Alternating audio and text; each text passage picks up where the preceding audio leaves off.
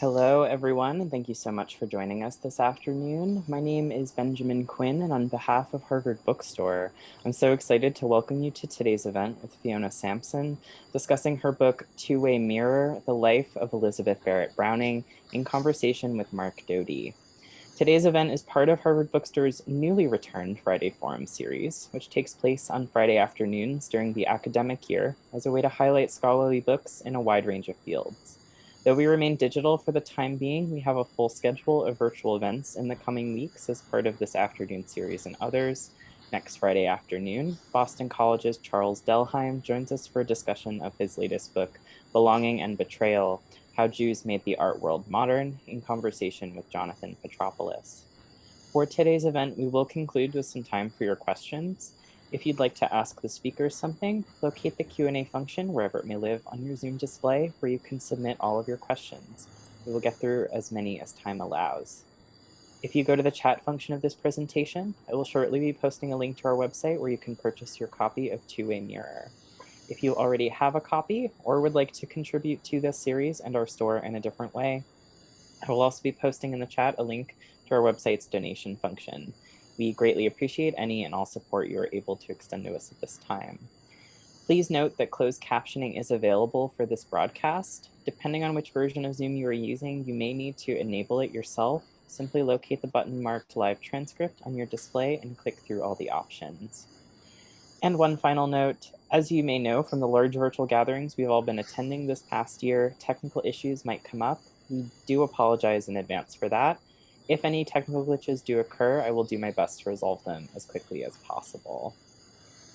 And now it is my pleasure to introduce today's speakers.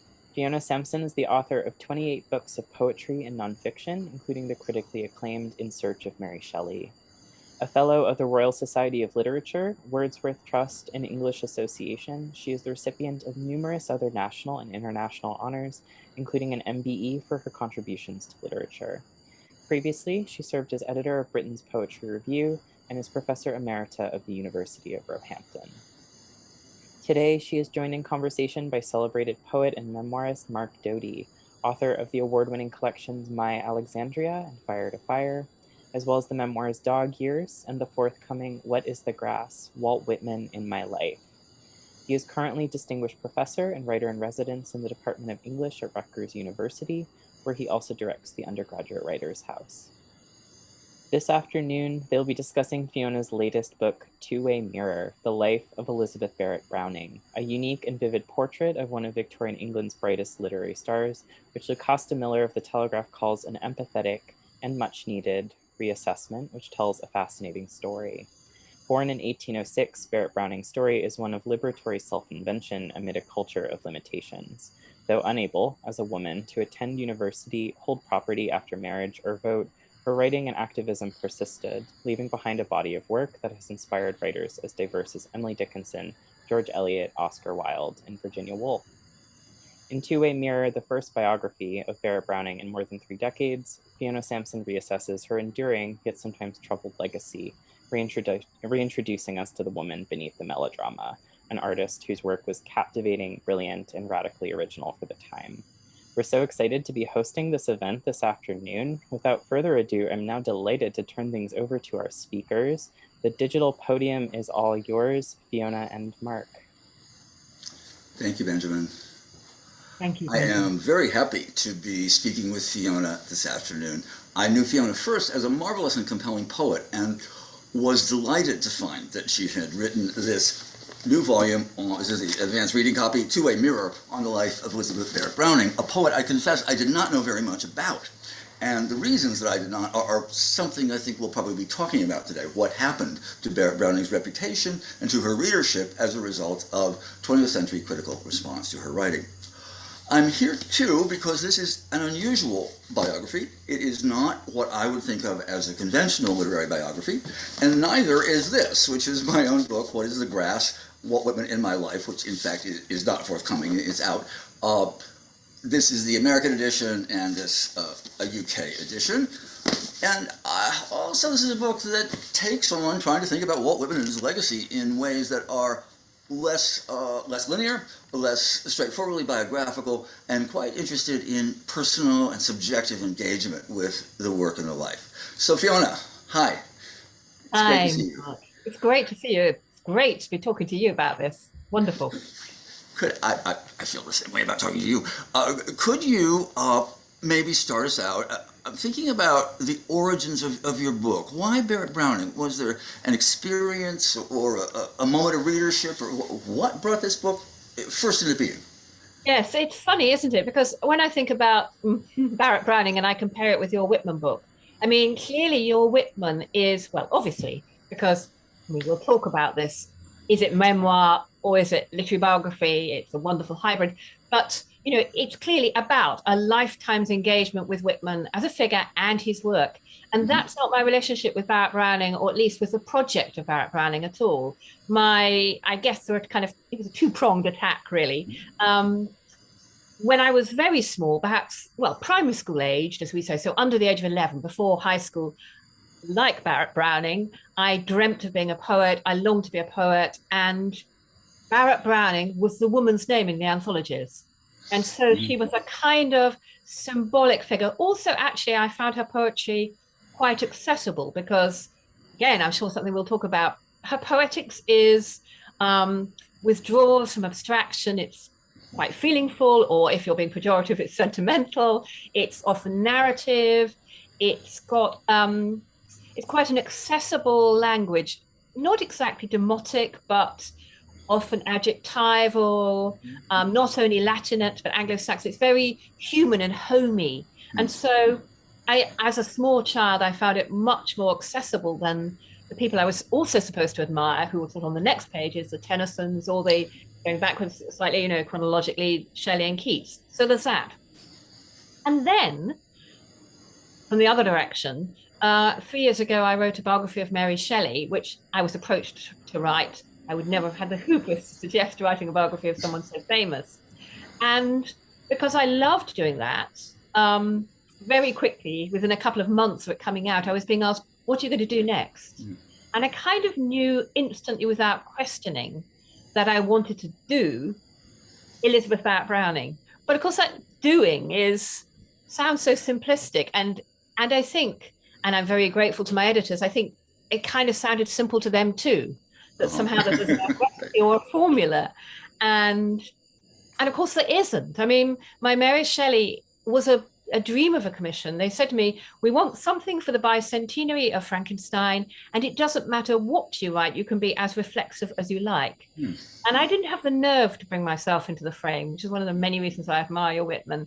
You just got much more to say. I wouldn't have had anything to say if I brought myself into the frame, But I was very interested in trying to get past the kind of costume drama and the what E.M. Forster calls, the naked worm of time, the succession of dates. Right. What do they mean? What does it mean to inhabit those dates? So, and it's only if we try and see how much we can or can't inhabit those dates and places that we can perhaps have any sense of what was going on for Mary Shelley and actually produced something so prodigious so young.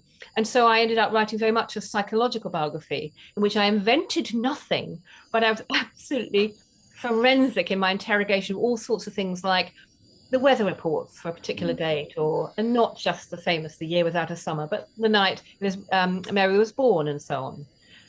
And so that allowed me to write a different texture of book, although it was quite self-effacing, and it seemed to be satisfying the demands of a kind of chronological account too. So then the question was, what would I do next? So a different kind of texture because you were thinking about the atmosphere of the moment, the daily progression of Mary Shelley's life, sort of how she moved through weather, air, climate. Yes. I mean, I think all literary biography isn't it? It's obviously an act of interpretation, but it's also an act of detection, really. You have to weigh up the evidence. I mean, there are very obvious things in Mary Shelley's life, and there are in Elizabeth Barrett Browning's too, particularly around their relationships. So, they're lovers, but in Elizabeth's case, also the notorious relationship with her father. And you have to kind of close read the evidence what does it say not only in the well-known letters, but in the less-known letters? And what do you really think, listening as a kind of human, as if you were listening to friends, or something Yeah. I know you and I have both done. We've both kind of worked in community settings where you have to pay really quite radical attention to everybody in the room in order for them to have the experience you want them to have. And sort of trying to pay that radical attention, and then acknowledging, kind of showing the pipework of, well, this is my best guess. Right. To me, but yeah, is that enough? I'm Well, not. you're putting yourself in those rooms, listening to the trying to listen to the conversations, trying to experience something in a very different way than traditional literary biography would do, right? Yes. So is that an active imagination? I mean, what is that process? It is, isn't it? I think it's an act of recreation. Though I think it's. I mean, I think I'm an interpreter. I mean, I'd like to be a poet too, and a writer, but I think that I'm an interpreter. I mean, I was a violinist. That's an interpreter. I do quite a lot of literary translation. That's interpreting. And biography seems to me very close. That you are close reading, and you're trying to recreate what has already been created. You've gone silent.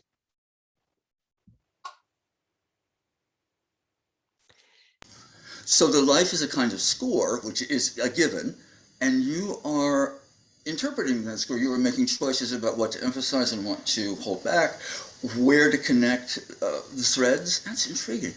Yes. Reading your Barrett Browning book, I had this odd sensation of, I was very accustomed to traditional literary biography, where we move chronologically, and along the way, there's a kind of three-dimensionality that comes from looking at many sources. So we're hearing about, letters, reviews, association with friends, all kinds of things that are intended to give us more of a life.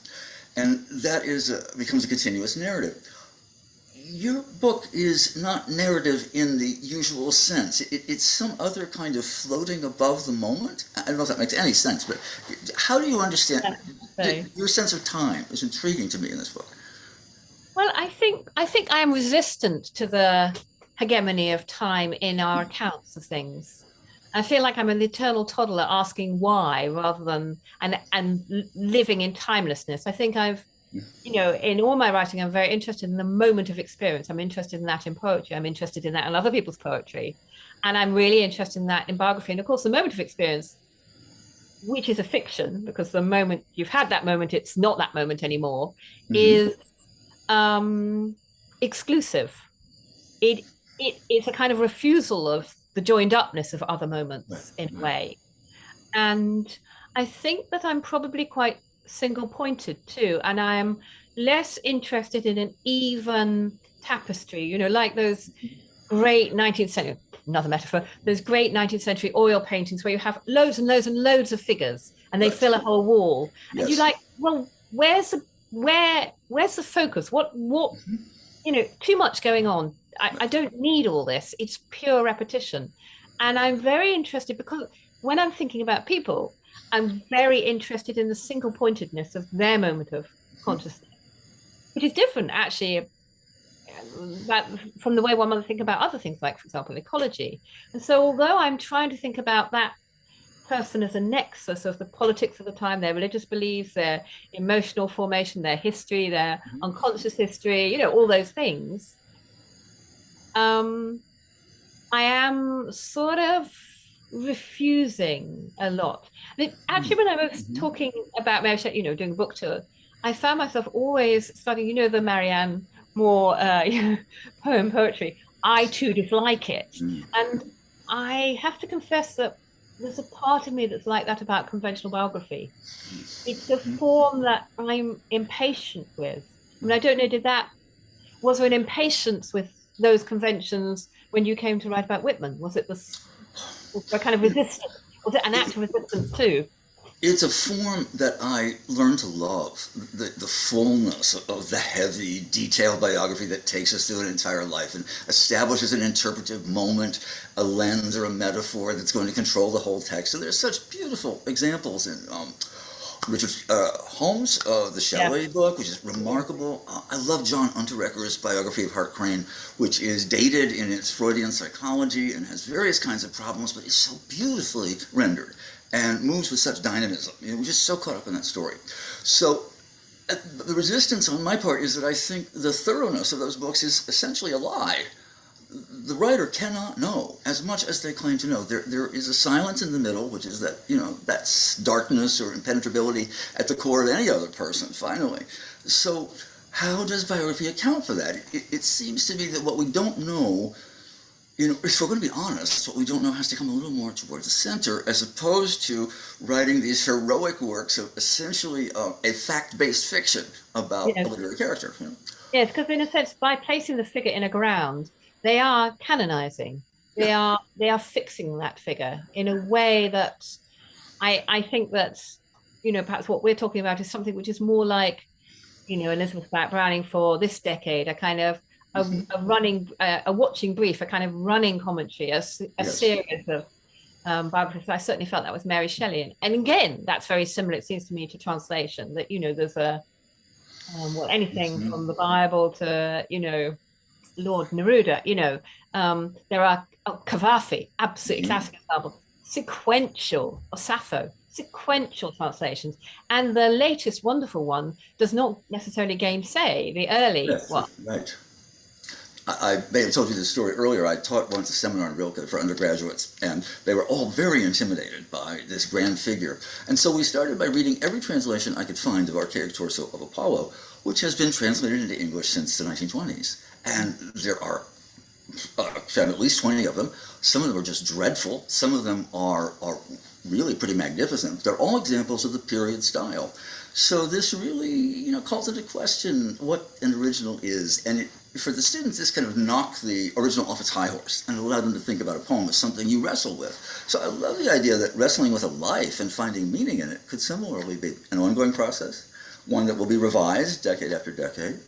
But Barrett Browning it's a long time since there's been a biography. Well, exactly. And I think that one of the reasons is precisely because of this sense of wanting to keep her in time. There hasn't been a full-length solo biography of Barrett Browning since the 1980s.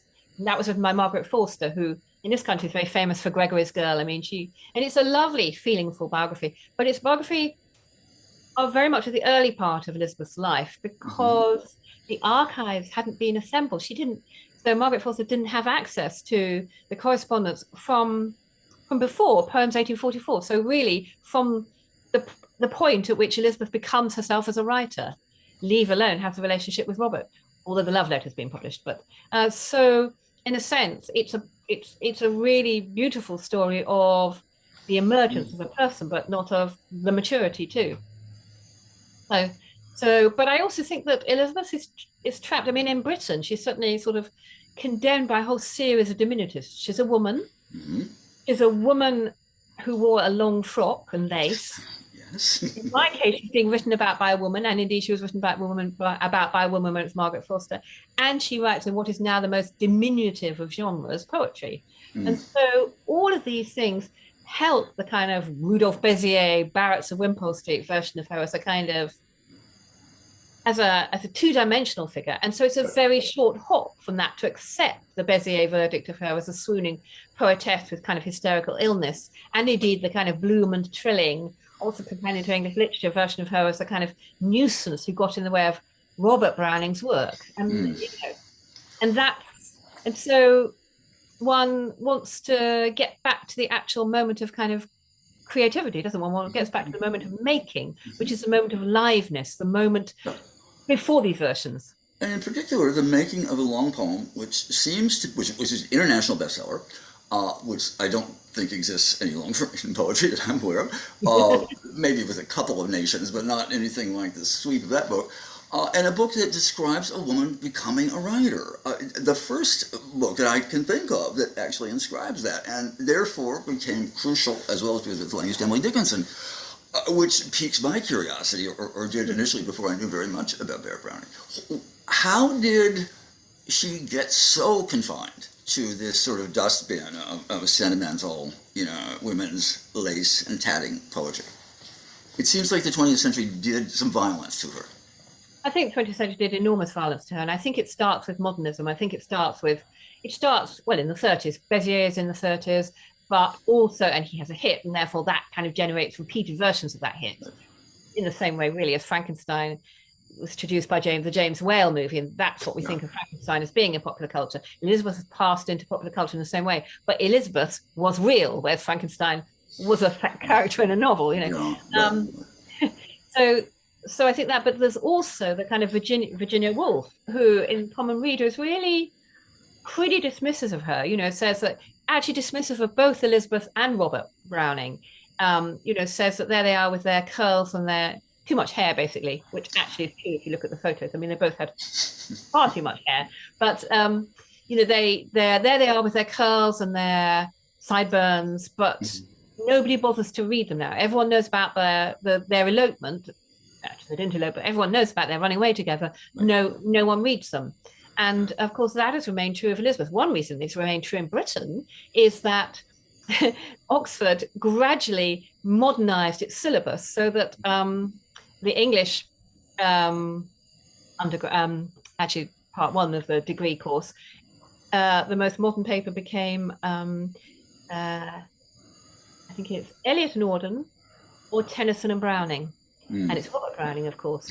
So that inscribed, and that is only since, I mean, people who are now in their 70s and 80s didn't get that modern, but people who are my age and younger got that version of the canon. So, you know, there is a singular Browning. And of course, you know, that's the cast from which, you know, literary editors, reviewers, people who go on to become professors, you know, that is the kind of the cast who, the group, the clique who continued to perpetuate canon forming. So there's that too. There are all these incidental things. And I also think that one of Elizabeth Barrett Browning's great claims to kind of potency, really, was that she was a game changer.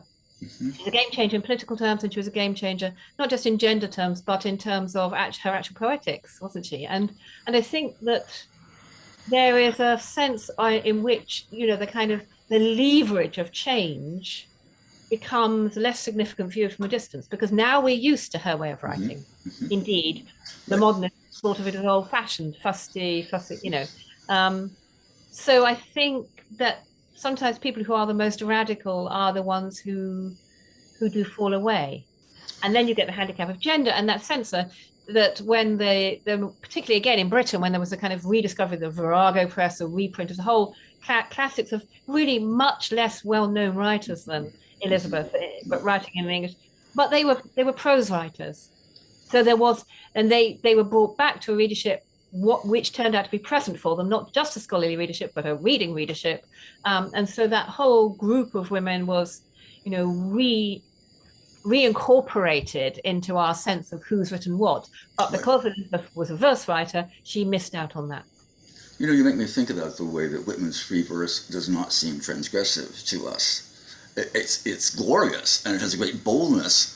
It makes very wide claims, large claims.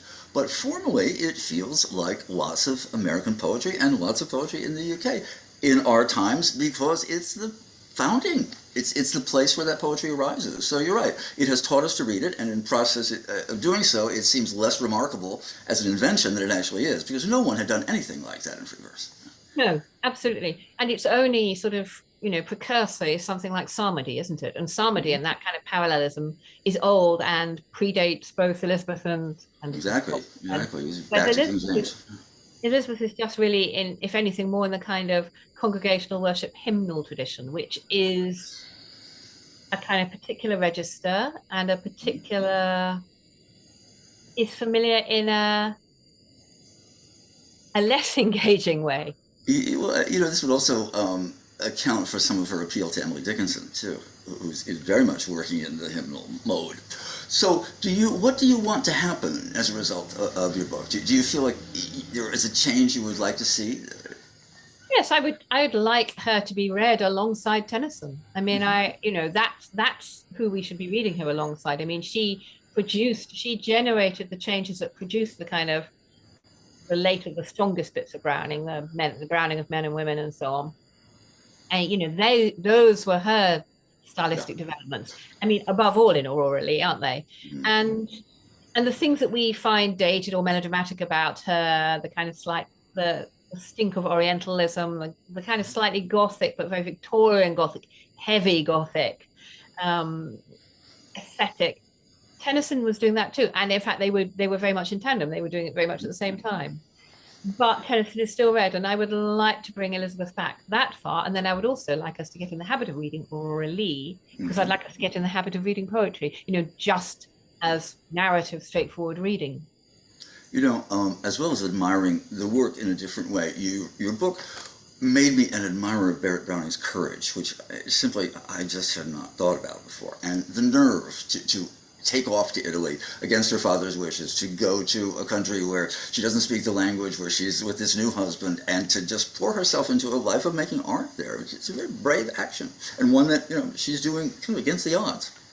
Yeah, I think she was very brave. I think one of the many reasons why it's infuriating, she's, portrayed as a kind of simpering, neurotic, resorting to her daybed because she can't face the world, is that she was almost entirely the opposite, it seems to me. She did have chronic life-threatening illness. And although that, we can't be absolutely sure the diagnosis, she clearly had something really nasty post-viral, like long COVID now, which has now kind of reintroduced us to the risks of such a thing. And she clearly had chronic pulmonary distress and illness. I mean, in a days when you simply needed to have asthma and a kind of bronchial tendency for every common cold to turn into something potentially life-threatening. No antibiotics, no steroid inhalers. There's no mystery about it.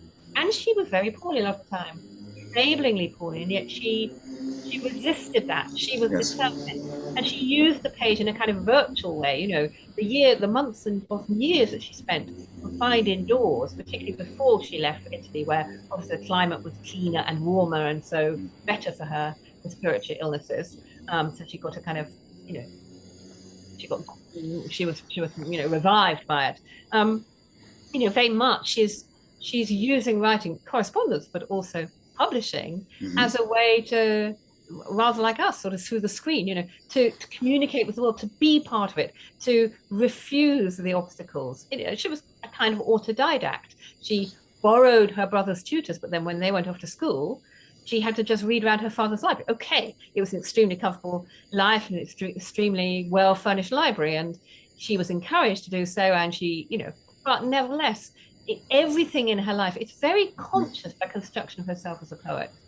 And it's interesting too, because I think it takes her such a long time to, as people say now, find her voice, to develop, really, to get past the juvenilia, to get to the pose of her maturity. I mean, she's sort of in her late 30s, and the sense of her not having had that classical education from early, not having had the best, but having to do it all for herself, being greedy and finding where she can and building it consciously, kind of brick by brick, is incredibly brave, I think, yes. And then, of course, when she gets to Italy, she's highly sociable. She's very intellectually warm-blooded. She loves having a salon and going to salons. She loves meeting the other great writers and the artists of her day. She adores gossip. She has an appetite for life. She loves food. I mean, she's fully alive. And you feel like every single orange that she kind of reaches over the sunny wall to pick and celebrate is a kind of act of resistance. And so too is a writer. So it's kind of perhaps not surprising that she ended up writing a book that is about life, really. Aurora Leigh is about it's a Künstlerroman, as you say. It's the first Künstlerroman. It's the first book by a woman about how a woman becomes an artist. And it's a whole life story. I mean, it starts with the character's early childhood, and it is a whole, those 9 books are kind of stacked up against, the dying of the light, really. So now that's a perfect segue for us to talk a little bit about the structure of your book, because it seems to me the writerly question about a book such as you have written, and in a quite different way that I have written, is how on earth do you shape this thing? At what point does its structure become clear to you?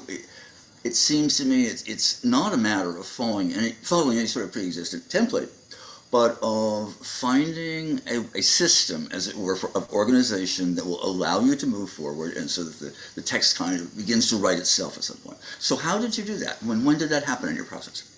Well, yes, I mean, it's very different. Again, I'm going to be very interested to hear how you came across the kind of five sources Mm.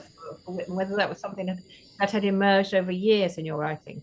Because it was quite evident to me very early on that I thought that Elizabeth's writing was the mirror of her emerging life, partly because there were these long periods where really she's living entirely through writing. There isn't much else going on. And partly because it's so conscious, so willed, I will be a poet. I'm going to be a poet. That is her writing is the whole purpose of her life. It's her whole identity, really, even though she relishes other parts of her life. So from very early on, I was kind of clear that her writing was the mirror of her. And that wasn't just because I wanted to write against the grain of all this bodily stuff. Oh, she's, swooning on the couch. And, no, why she matters. Lots of women of her generation were poorly. What makes her interesting is her achievement, how she changed society, how she changed writing, literature, the course of literature.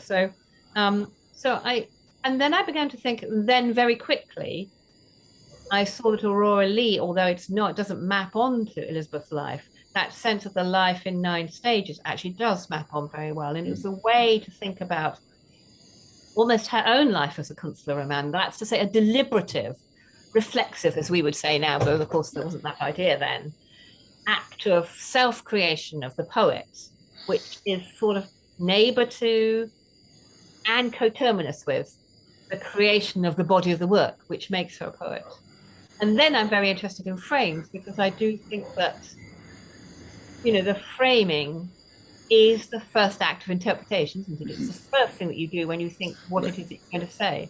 So at what stage in your engagement with Whitman did those 5 sources, It grew out of an increasing immersion in the work and a sense of marvel, a sense of wonder at how on earth did this come from? There is so little precedent. How is it possible that this man with a third grade education in Brooklyn in 1820 or so, when kids just recited back answers to questions all in a group by rote, who became a printer's apprentice when he was 11 years old, was a carpenter, itinerant school teacher, a very dedicated reader, but how on earth did he make these poems?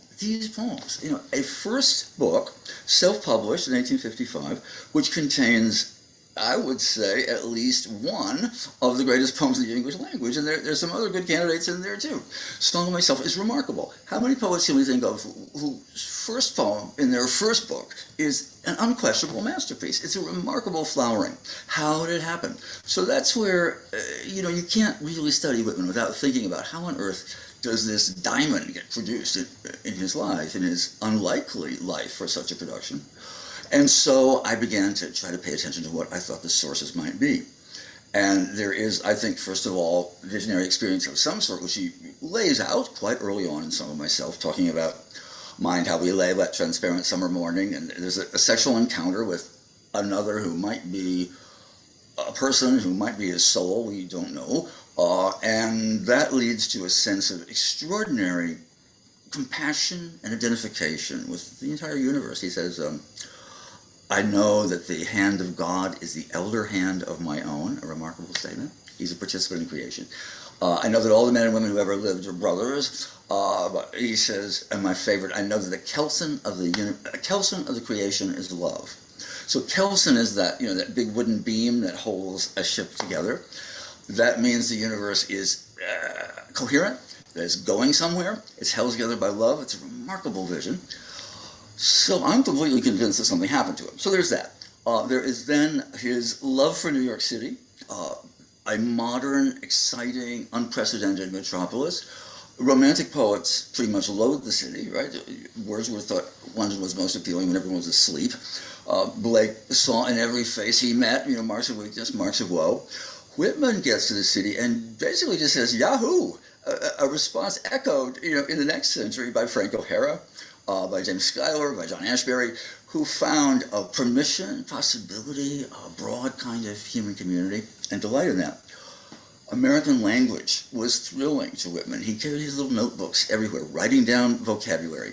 And those notebooks are full of the names of things he found in big exhibitions of minerals and geological terms and zoological terms, all kinds of stuff. But they're also full of just American phrases. Whitman is the first person to use in print the phrase "so long," meaning goodbye.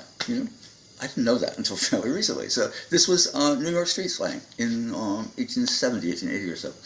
He brings an incredible amount of material that has not been available to poetry into the poem. A new continent, the Native American speech, place names, the talk of men around camps, of trappers, of hunters, of traders. So there's this great interest in the energy of the new continent and the language it produces. And then there is sex. And Whitman, I think, is on this incredible position of being a representative of a new kind of human being, a self-identified, what we would call a gay man. He clearly is drawn erotically to other men, and he writes a poetry that speaks to such an audience, a community of like-minded souls, even though there isn't one. And there isn't even much of a name for that community, but they are drawn to the poem. And it's astonishing to me that he can write a sequence of poems like Calamus, which predicts there will be a city of brotherly love. That city will be stronger than anything on earth. How do you do that? Well, what? Who is this guy? How can he see these things? The thought that a guy, I could imagine meeting Whitman on the street in contemporary New York and thinking, oh dear, do you really want to spend time with this person? And especially, do you want to read his book?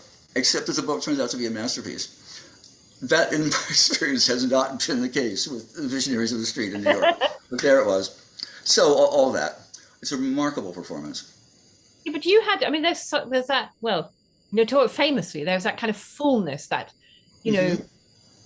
overflowing fullness in Whitman. And you had to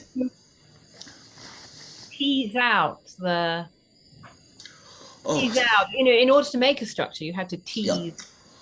I knew that I didn't want to write a book that would add anything to the yards and yards and yards of ink spilled about Whitman's work from an objective, critical point of view, not a standard book of literary criticism. I wanted to write a book that only I could write.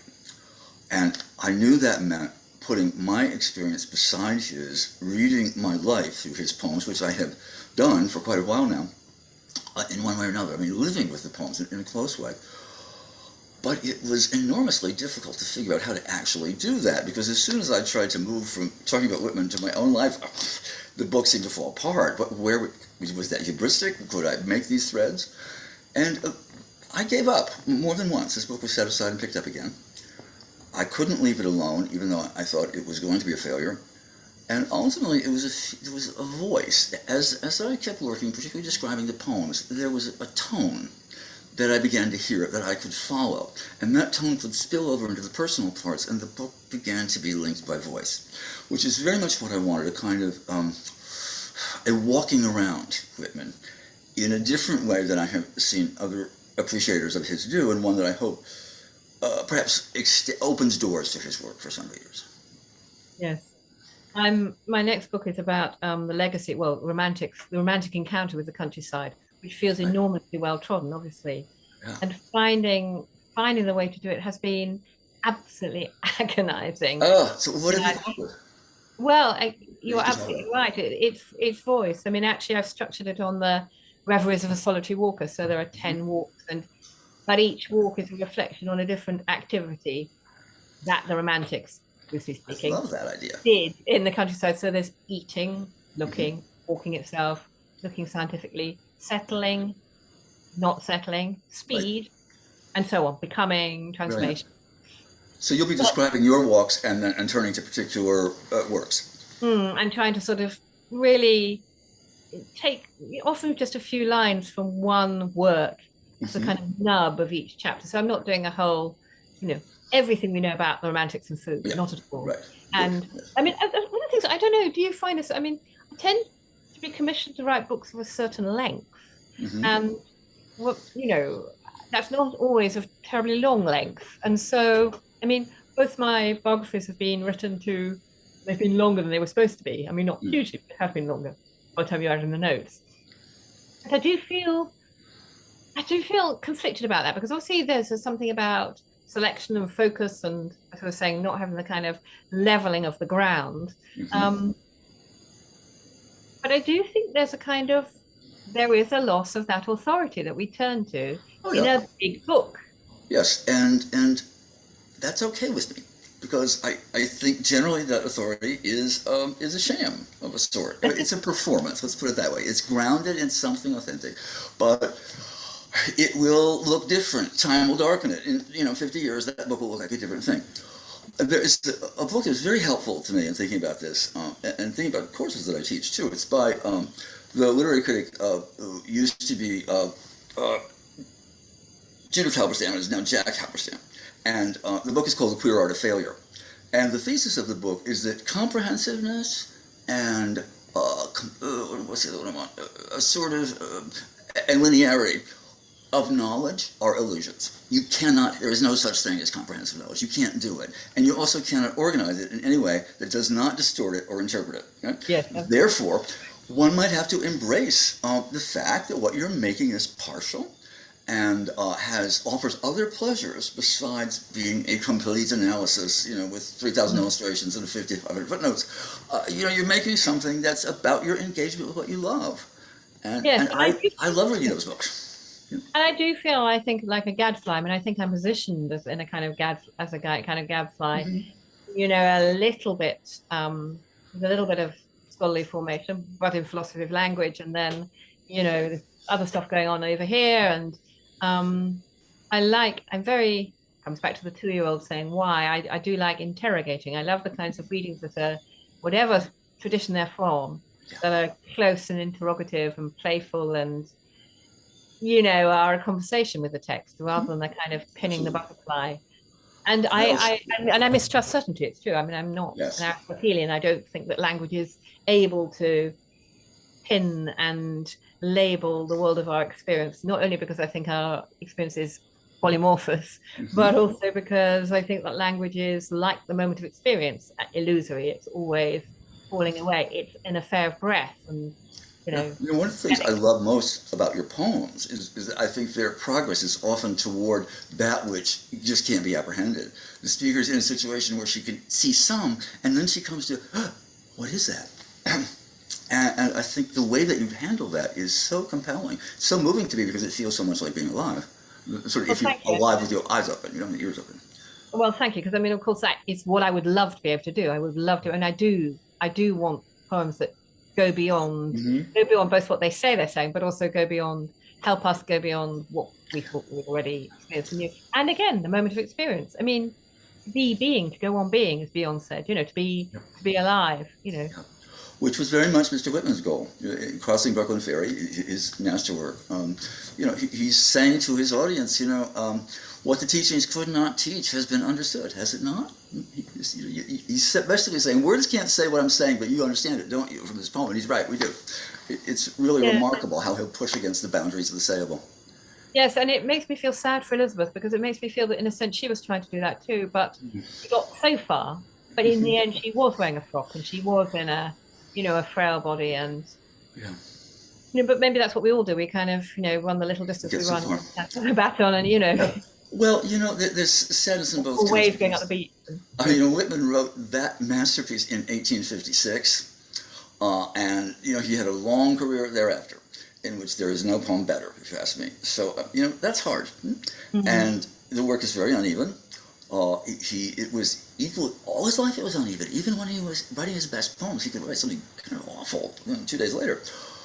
And he was subject to, sentimentality, to kind of sometimes really jingoistic patriotism. He wanted to be liked and he wanted to be popular. It's very difficult to be a radical and want to be popular. And also, there's also the risk, isn't it, that you can only do enough by going too far. Yeah. Yes. Had he been any more forthright, taste and judgment. Had he been any more forthright than he was, we wouldn't be reading the poems. They never would have come to the light of day. It's remarkable that they did, actually. Yes. So I wonder what that moderating, that balancing musical tonality is. That I wonder what Whitman's frames were. Yeah. Well, that they move between, I think, poems that are really oddly private. What he's saying in Crossing Brooklyn Ferry, what he's saying in Out of the Cradle, Endlessly Rocking, is extraordinary. That it's in the face of death that his vocation is born. He hears a bird singing to its lost mate, and he says, "Now I know what I am for." that's a remarkable claim. But he also, in the same poem, he's got sort of ridiculous, Victorian melodrama. There is a section of Out of the Cradle Endlessly Rocking, which has 63 exclamation points in it. I think he was trying to beat Poe at that point. So there's just this funny mix that fascinates me, that his focus shifts between inner and outer, and between being a huckster, basically a salesperson, and being a sincere visionary. And you can't always tell which one he's doing. He's a New Yorker, He's not ashamed of selling anything, right? And he's shy about nothing.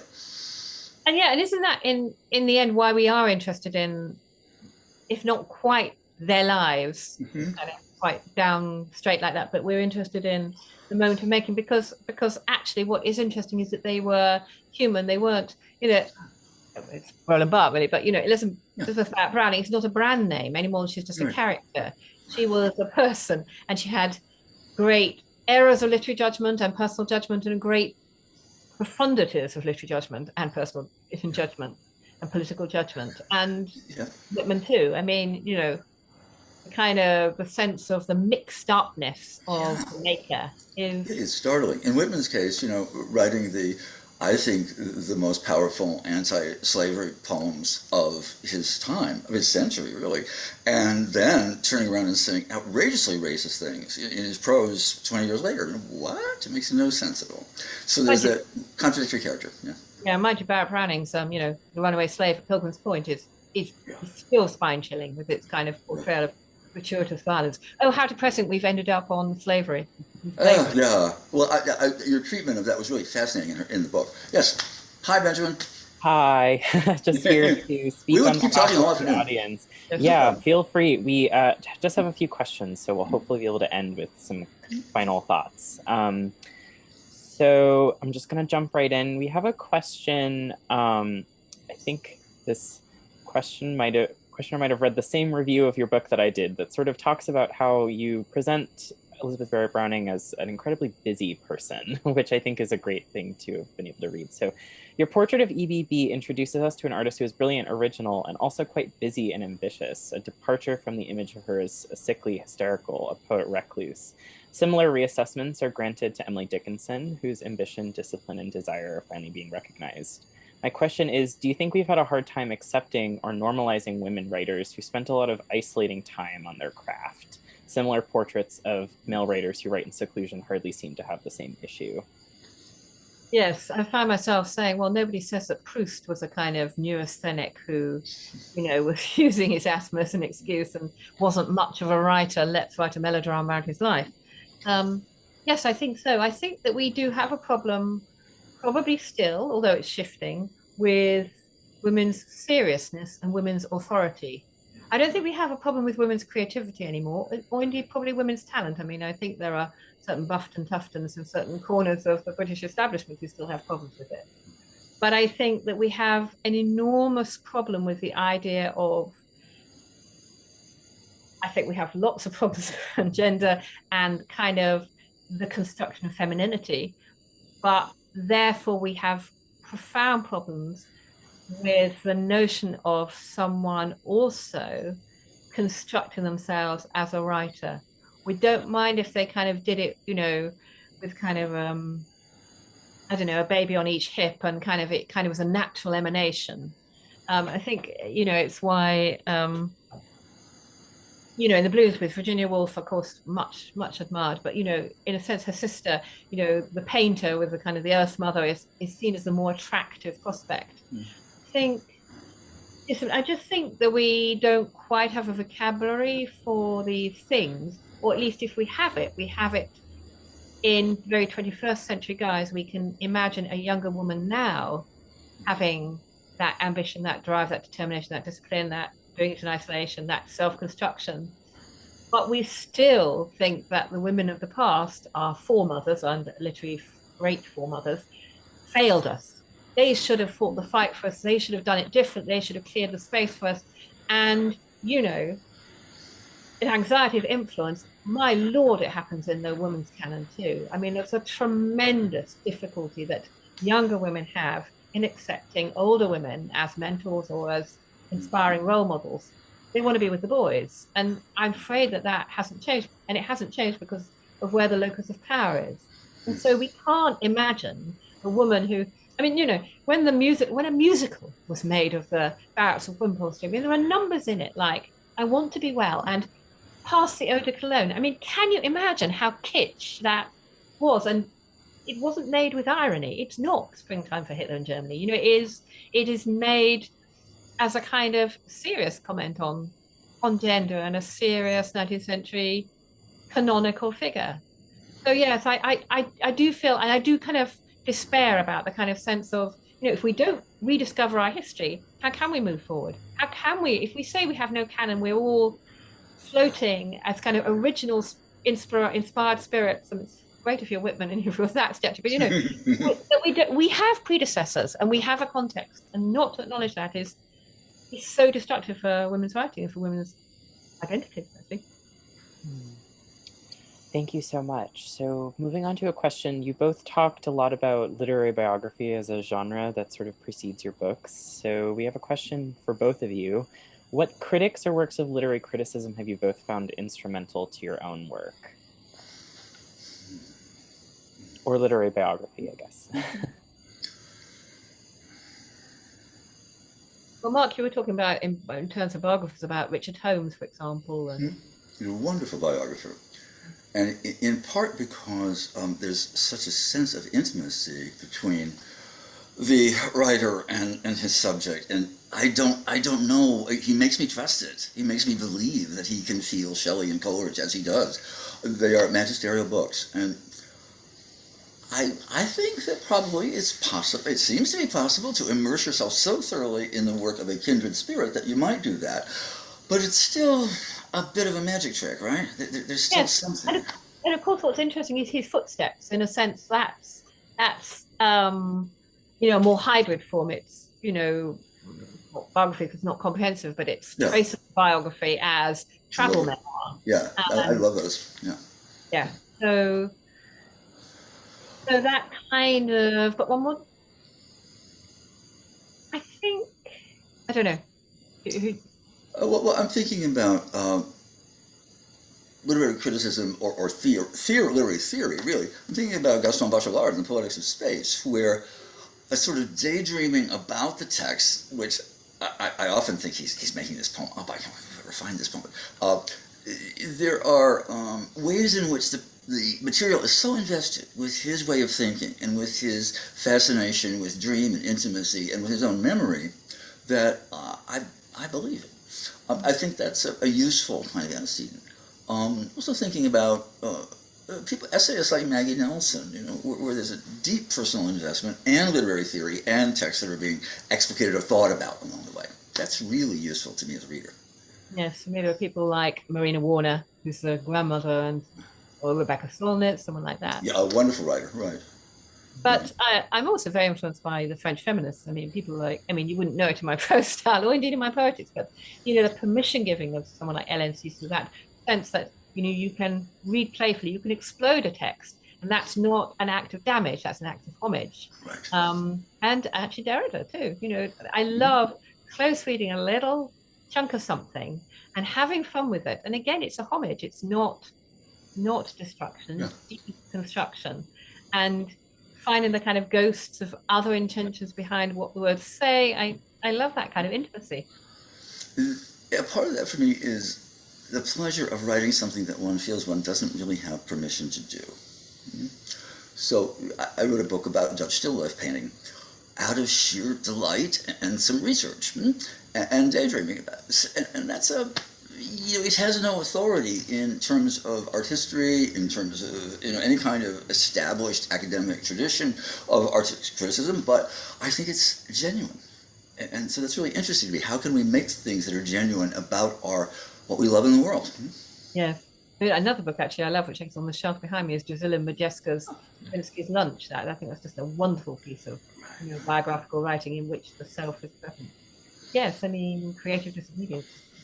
I think that, I think something we probably talked about when we were teaching last week, Mark, was the kind of the tendency for there to be, certainly in poetry, for there to be themed collections, in the sense that sometimes those come out of MFA and and PhD creative writing programs, where there's a kind of sense that you have to define your project before, and then you just color it in, as it were. I mean, of course, not when it's gone well, but and I think books that just color in what needs, what the conventional rubric would be, kill me. I can't bear to read them. That's true across genres. I think they exist in part because of marketing. It's very difficult to describe a book of poems that are, the tribulations and revelations of my heart and soul as I move through experience. Yeah, but you can describe, here are 65 poems based on characters in Moby Dick, or here's a book of poems about the Triangle Shirtwaist Factory fire, and it's very clear to make a demarcation, and editors make use of that. Yeah, worthy but dull. Yeah. Yeah.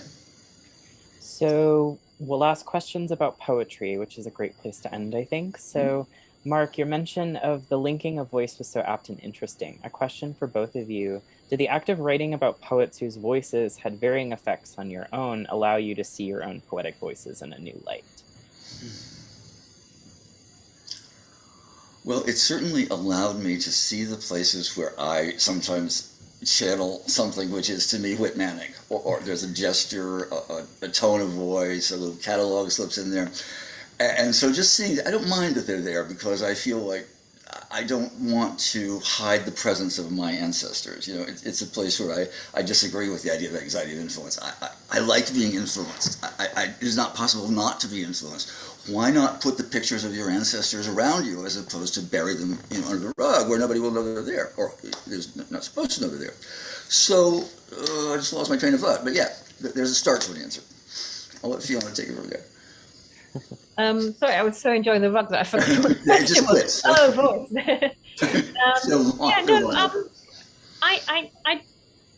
No, I don't think writing about Elizabeth has changed my poetics, and perhaps it should have done. Oddly enough, I think the encounter that has had most effect was sort of 2 books ago. Before Mary Shelley, I did the favorite poet to poet, an edition of Percy bysshe Shelley, and wrote with great resistance. I didn't want to do him very unfashionable, too many words.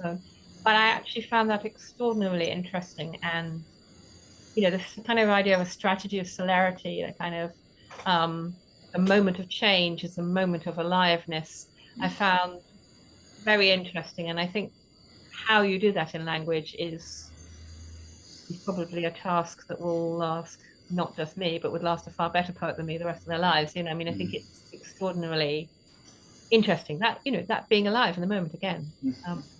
Comes back to it, isn't it? Magnificently exampled in Ode to the West Wind. It's remarkable.